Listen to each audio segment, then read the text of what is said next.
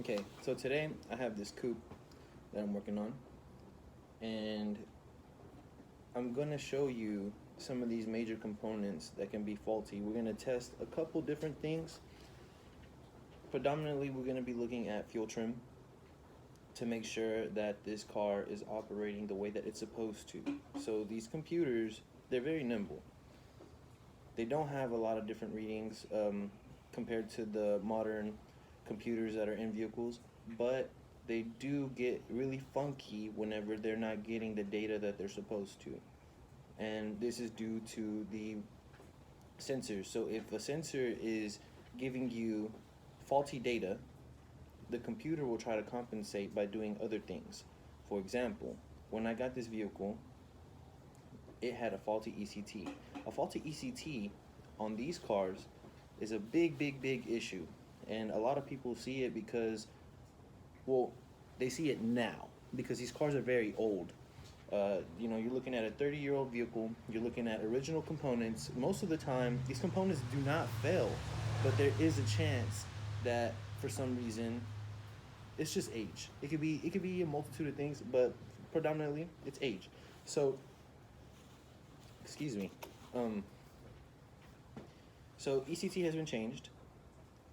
The computer started to read correctly, so now I'm getting a steady idle, and it's been retimed. It was 180 out due to the fact that my customer had replaced the intake that is the stock. They replaced the stock intake with the GT40 intake and set it incorrectly. But now the car is running way better, but the thing is, under a load, it does some pipping and popping and all kinds of different. It's just not running good under a load. So every time the throttle opens up, it's getting a reading that's making it overfuel, causing the vehicle to run rich. So today I'm going to talk to you about the components in between. So things that have to do with vacuum, things that have to do with fuel. We're going to do a lot of different testing, preliminary checks to see what is going on with this car that's causing it to not have good drivability. Sorry guys, rough night, but we're gonna test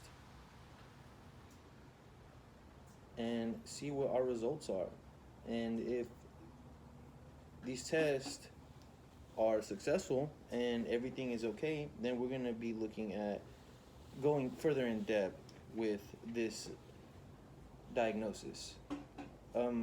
A lot of people don't do this anymore. There's not a lot of old heads out there that are still working on cars. A lot of people have died as well. A lot of my mentors are no longer in the business. You can't really, this is like the type of stuff that you hop on YouTube and you think that because somebody has this example, you could be having the same issue.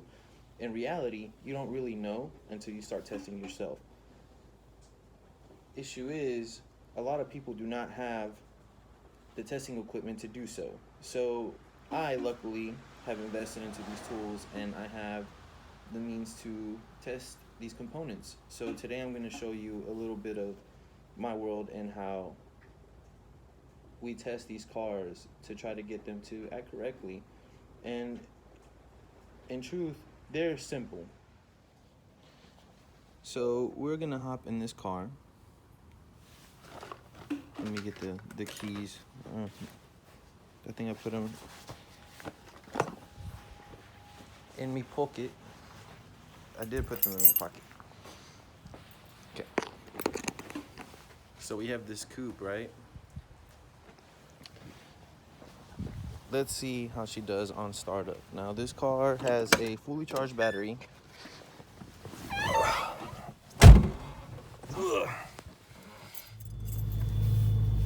Sorry guys, it clipped out. I had ran out of data. So and I don't have my camera on me today. Well, I do.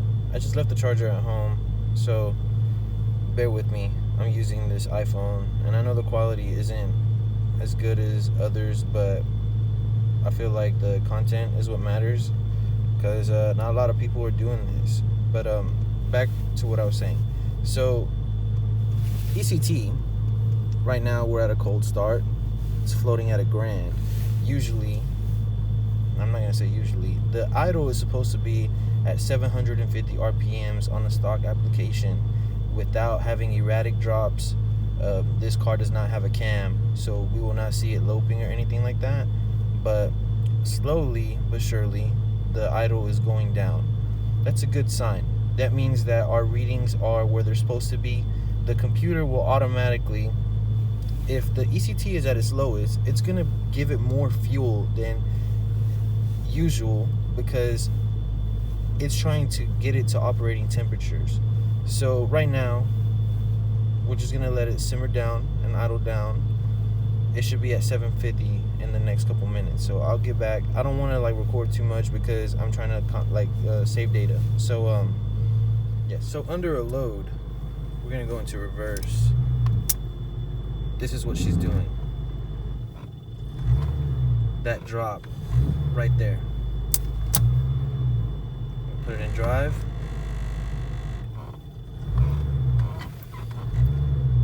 Okay, so she wants to buck and stuff. My consensus is we have an issue with fuel. Stuck injector, we might have one that's overfueling, and we're gonna do a test to see if we have a loss of pressure along the way. And when you have a stuck injector, most of the time, like right now that we're sitting at an idle, it's already overfueling because I wouldn't say overfueling, but it's doing what it needs to do to get it to operating temperature. Issue is whenever we send a command for more fuel,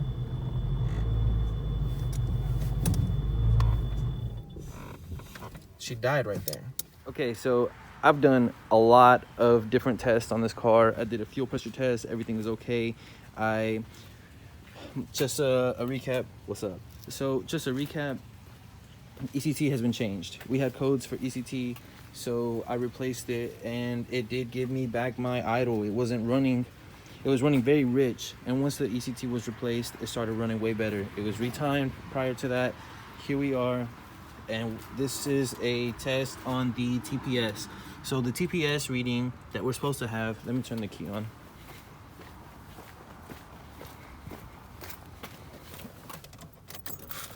So we're supposed to be sitting at around 0.98. There's different ranges for different applications, but this is where we're at right now. You can see whenever I open up the butterfly, it changes. So car running,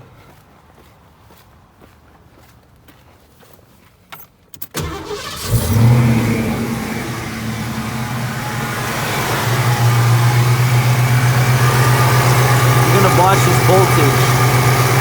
See, right now we're at 1 point. We're staying at a 1. We went back to 0.98. It's just start acting crazy. You see this voltage drop? That voltage drop is responsible for the issues that I'm having.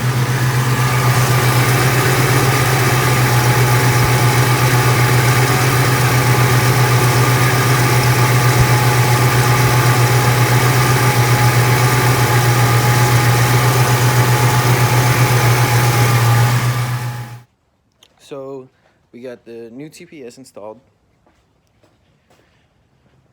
Car was ran. My results are good. I just want to show y'all the difference between an erratic sensor and a sensor that is operating. Shout out Burger King, sponsor me. No, just kidding. Operating correctly. So look at the shot. The shot looks really nice. It's coming along together very well. Yes, so I'm gonna show you the results that we're having now. Okay, so the symptoms that we were having before, we'd put it into drive, we'd put it into reverse, and the car would start to pitter patter, do all kinds of crazy stuff. So in the readings that we had previously, we saw that it would climb from anywhere to 1 point, blah, blah, blah, blah, blah, where it was supposed to be set at 0.98. It's not supposed to drop any less than 0.98. So our erratic numbers, the 0.20, the 0.70, 0.60, 0.50, that was causing the problems we were having. So now, she turns on, put it in reverse, put it in drive, doesn't skip a beat. So now we're gonna look at these readings that we're having.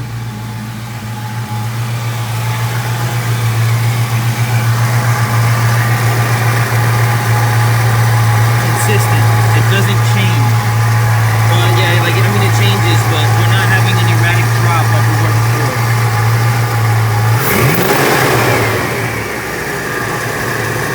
Right back down. That's a bit more. Yeah, you're right. Okay. I retimed the engine. It was way off. It was 180 out. So these guys had put in this intake, and whenever they put it back together, they didn't time the engine correctly.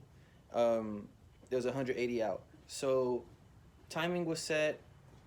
The ECT was responsible for it running super rich. So I was getting black smoke out of the tailpipes after it was retimed. The engine was running very finicky. So ECT was reading super low at all times. Basically, it had shorted out, and it was making the computer compensate by overfueling, thus causing it to run rich. And even at operating temperatures, once it climbed, it would still run very crazy. So because there's two different sensors on this car, there's one for the gauge and there's one for the ECM. So after that, plug swap. We did all kinds of preliminary checks on it, fuel pressure, IAC, vacuum on the EGR, a lot of other stuff in between. I couldn't record everything. I kind of just came in at the last moment. I just hit like my eureka moment. I was on the phone with my mentor, and I was talking to him about TPS. I had already tested the TPS, but I didn't test the TPS under a load. So, well, I say a load. I didn't test it while operating. So theoretically, whenever you press the butterfly back, push the butterfly back, it gives you this reading. So we're going up to at least 5 volts. But because people test without it operating, usually everybody thinks that this sensor is working. So operating the butterfly, once you could push it, and then as y'all saw, it reacted erratically. Like, it was just all over the place, bouncing from 20 to 70 to 90. Whenever we put the new TPS on there, it stayed at a consistent 1.08, and that's the way it's supposed to operate. So yeah, that's one. Like, that's the first Fox that came into the shop and diagnosed it, and it's good. And we still have a lot of stuff to do on this car. Some front end, a little bit of wheel alignment. We're gonna do a couple other things, but for the most part, drivability is done.